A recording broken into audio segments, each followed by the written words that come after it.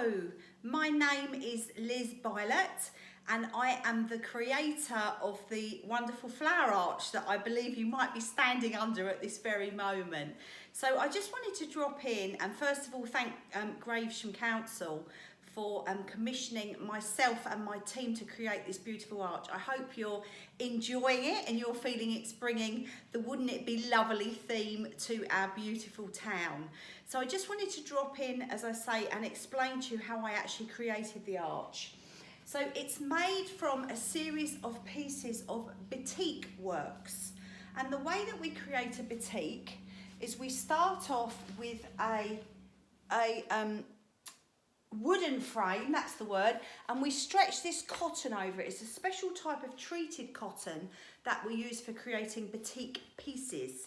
The next stage is we sketch our image out on there with pencil. So obviously we created a beautiful array of flowers, as you can see above you. Then we take wax and we heat it to a very high temperature. Now my tool is actually buried in the cold wax, but it is heated to a very high temperature, and then the wax is actually run along those lines. So as you can see there, the wax is actually run along the lines of drawing that we've already done. The next stage is we take inks and we fill the gaps with inks. So it's almost like painting by numbers. Once you've created that, you can really play with the different inks and just run the inks in there. Now, what you may recognise is you might recognise some of these from the arch above you. The next stage of the process is these are laid out and they're photographed. We had a lovely photographer, Julie Potter Photography, who came and did a couple of sessions with us and photographed each of the finished batiks. The next stage is they're sent off to print, and we have a company called Print Fab that we work with down at Faversham, and they create these beautiful prints.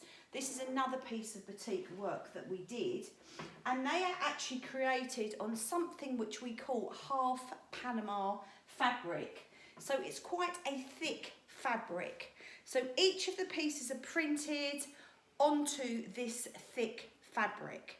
The next stage is the fabric is cut out.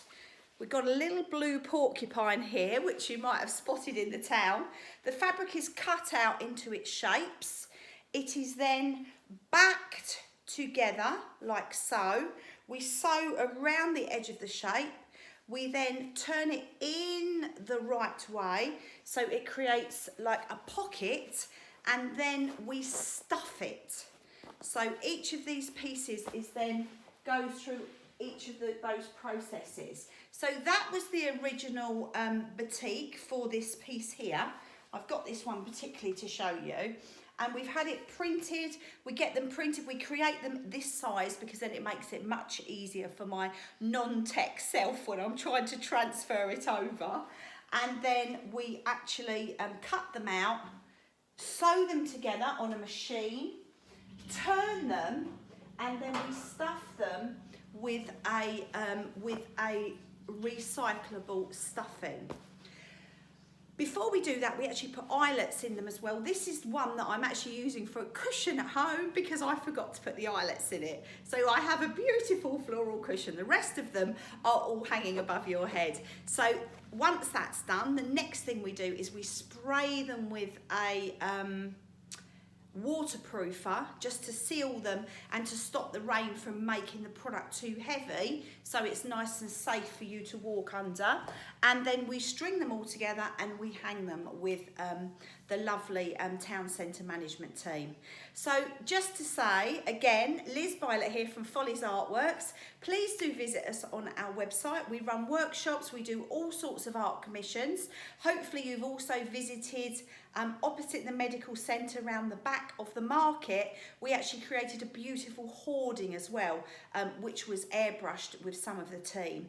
Just as well, I'd like to thank my Stitch and Bitch team. I didn't do this alone. There's over 100 pieces, as you're probably standing under now. I'd like to thank Lynn, I'd like to thank Lorna, and I'd like to thank the lovely Kerry. So that was the four of us have painstakingly been working on these pieces to create this lovely archway for you. And as far as the hoarding goes, I'd like to thank Mark, I'd like to thank Sarah, I'd like to thank Claire, and I'd like to thank Josh as well for their help with that. So thank you very much once again, Gravesend Council. I hope you enjoy your vibrant, blooming, lovely town centre, and I look forward to sharing some more of our wonderful Follies Heartworks with you again sometime soon. Enjoy, have a blessed day in Gravesend. Mwah.